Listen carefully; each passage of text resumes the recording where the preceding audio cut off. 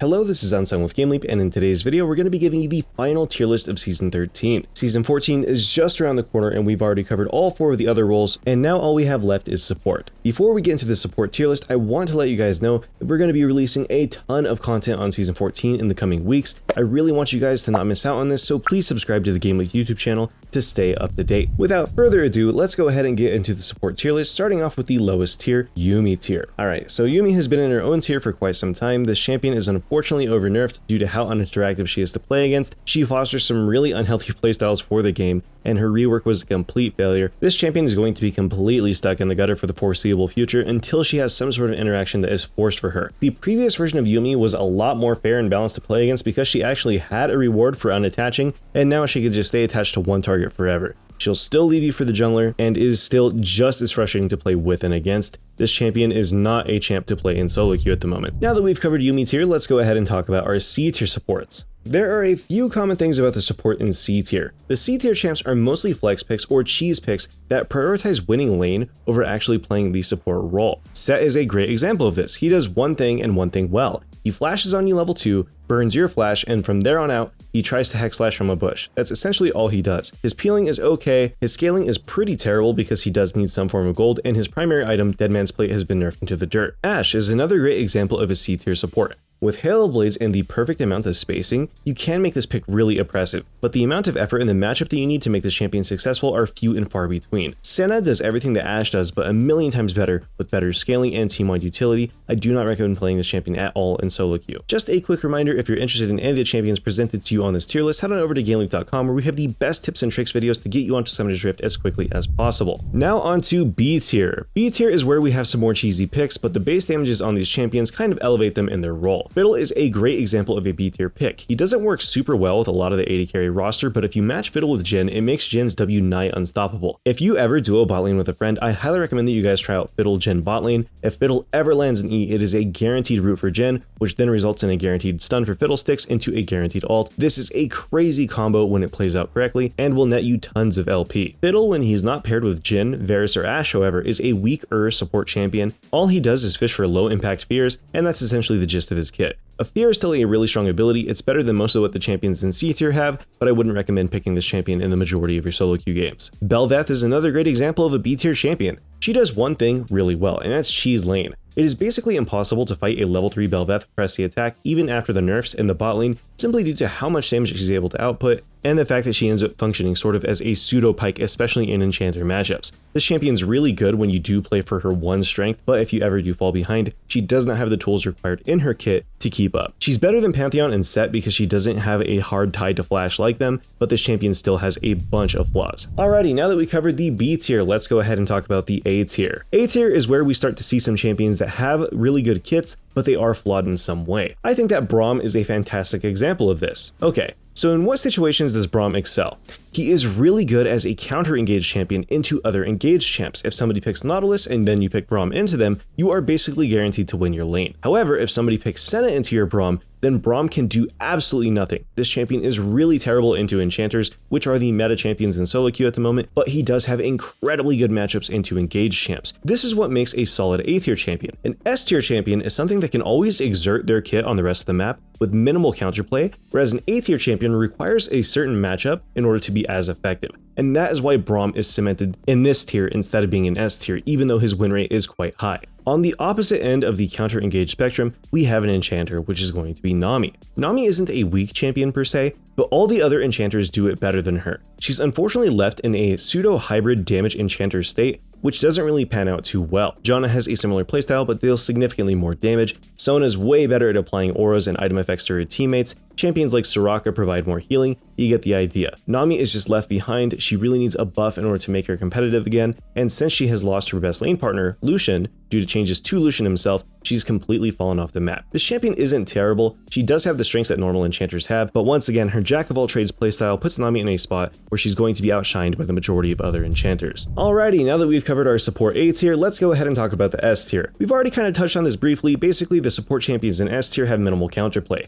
Something like Xerath will always be able to get his damage off, Nautilus will always be a threat due to his hooks, so on and so forth. As you can see, this tier is quite populated, and that's because the majority of supports are either really good or really bad. Most of the champions underneath A tier are straight up negative win rate. Negative win rate doesn't always indicate whether a champion is strong or not. Of course, there are other factors that contribute to that, but in solo queue, we can use this as a reference point, especially for those of you that are playing in lower elo games. There are a couple of champions in S tier that I want to touch on before we move on, so let's go ahead and bring up the first one. Bard has been moved from OP tier down to S tier. The reason for this isn't that Bard is bad. He is unchanged since he was first added into OP tier. What has changed, however, is that the meta has adjusted around Bard. Bard is great into engaged champions, which just aren't as prevalent right now. When we look at the OP tier picks, you'll find out as to why. Bard has a hard time dealing with hyperscaling enchanters, and the roam heavy playstyle that he likes to partake in does allow enchanters to scale more often. This has dropped Bard's win rate over time. The champion's still really good, and if you master his playstyle, he is still insanely strong when compared to the rest of the support cast, but it is not easy for the average player to play. If you are in Diamond or below, I would not waste your time on Bard. I would just play something easier unless you really enjoy the champion. Nautilus is another pick that I want to talk about that's in S tier despite having a negative win rate. This champion is really good, but one bad play or one mess up on Nautilus can really put you behind. And this is due to the fact that he's an engaged champion in a non-engage heavy meta. Against other engaged champions, Nautilus is amazing because you can hook them and then ulti their AD carry behind them, knocking up the front lane at the same time. The lower overall damage in the game since the rune nerf has made it hard for Nautilus to actually kill enchanters when he does finally manage to get a hold of them. And in champions like Janna's case, she can quite easily use a spell and prevent Nautilus from getting all the way in. Getting peeled and kited is Naut's greatest weakness,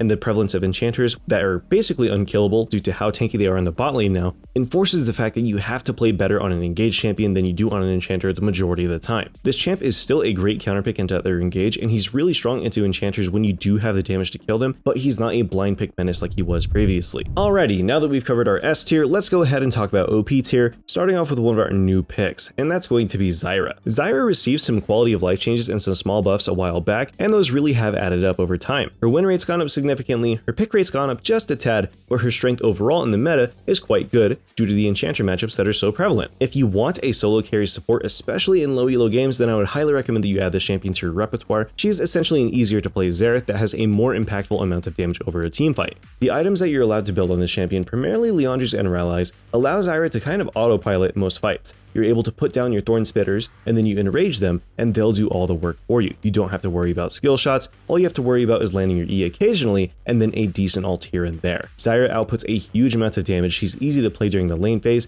and even if you die once or twice on this champion, it's not the end of the world because her damage scaling is so high. If you play Zyra like a brand where you're expecting to die and you just get off your full combo, you'll still put in a huge amount of work and be able to carry games very easily for the amount of effort required. God tier champion this patch, you need to be abusing her before the season ends. Thresh is our next pick for OP tier, but only with the WMAX second Guardian build. Q into Emax Thresh is relatively balanced, whereas this QW Guardian Thresh is highly imbalanced. It is way too hard to kill his AD carry with this setup. He's still allowed to have all the playmaking potential that he's known for, and he's just really tanky and hard to kill. If you want to pick up this champion, pick him into everything that isn't named Janna, and you will have a pretty decent amount of success, especially with that WMAX second build. Next up in OP tier is going to be Blitzcrank, and this isn't because Blitzcrank is strong by himself. What Blitzcrank excels at is feeding an enchanter into your team, or a champion like Senna. If you have played any solo queue whatsoever since the Winter Blessed event, I'm sure you know just how often Senna is picked. Blitz is a fantastic Senna counter because Senna does actually have to stop an auto attack longer than most other champions due to her insanely long windup. This gives him an essentially free punish, which gives him a decent matchup into this champion. He's also quite good into enchanters because one hook equals a glacial proc, which the enchanter then has to try and walk through in order to escape the death. His numbers by himself aren't quite high, he's not going to be solo killing anybody, but the amount of utility that Blitz does provide to the average team, especially in an enchanter and carry heavy meta, which leaves him in OP tier. Alrighty, next up is our next pick for Broken tier, and that is going to be Soraka. Both Soraka and Sona sit in a similar space in terms of overall power level, but Soraka has a really strong early game where Sona does not. Soraka has all the same benefits of playing Sona, such as the ability to go Moonstone or Shurelya's, and then any other stat-giving item, such as Staff of Flowing Water or Ardent Censer. Soraka, unlike Sona, also has a decent matchup into engaged champions. What beats Sona are things like Blitzcrank, Nautilus, and the like, but Soraka can actually deal with them. If a Naut hooks us, we can place our E between the two of us, so a Naut actually ends up being the Equinox and then gets snared afterwards, which then grants us a free Q into W onto our ally. The only real champions that Soraka has to worry about are Senna, Zyra, and also Blitzcrank. Senna is going to be the natural enchanter counter. She outscales most enchanters and she's able to harass them during the lane phase when they're at their strongest. Blitzcrank is good into Soraka because he's able to displace her, and Zyra has good application of Grievous Wounds in an AoE thanks to Leandri's plus Oblivion Orb. Outside of these 3 matchups though, you don't have to worry about much when you lock in Soraka. She's blind pickable, she works with most AD carries, just don't pick her with an all-in champion like Tristana or Samira and you'll do fine. Next up on the list has to be Senna. This champion has been a menace for a long time and is in need of nerfs. I am sick of seeing this champion in every game. It is agonizing playing with Senna and against Senna so often. If you've played ranked at all in the last 2 weeks, I'm sure that you feel the exact same way. This champion's pick rate and ban rate are way too high for any support. You need to be abusing her before the season ends if the enemy team is not already. If I were to guess, at the moment the average Senna player is up about 100 to 200 LP over where they should be at. You should join them too. Draft her into any enchanter and you'll have a great game. Next up in OP tier is another long-standing champion, which is going to be Rakan. Riot is just super averse to nerfing Rakan, Blitzcrank, Bards, Senna, and Thresh lately. It's been like 5 tier lists in a row where Rakan has sat in OP tier, and nothing has changed as far as this champion goes.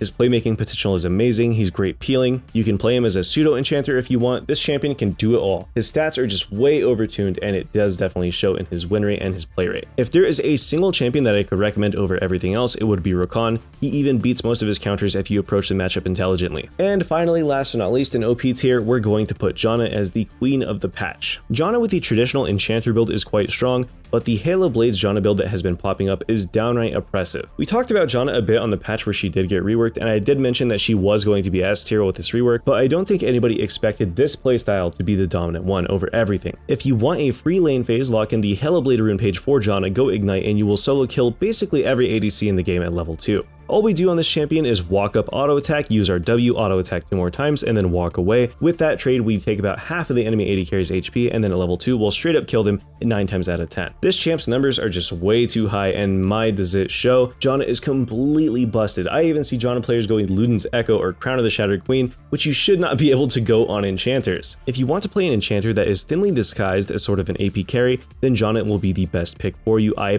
promise. This champion is just completely imbalanced. She has no bad matchups at the moment, and she will continue being strong into Season 14, so you're not going to be wasting your time picking her. Just remember that the normal Janna build is going to be less strong than the Halo Blades one. The Halo Blades one is very dominant in lane. She scales really hard, especially if we go one of those pseudo AP builds, and then we're able to go into normal enchanter items after that, which gives us a disgusting mix of stats. Anyways, this was Unsung with GameLeap. Thank you all for watching, and I hope you all have a wonderful day. I'll see you in the next video.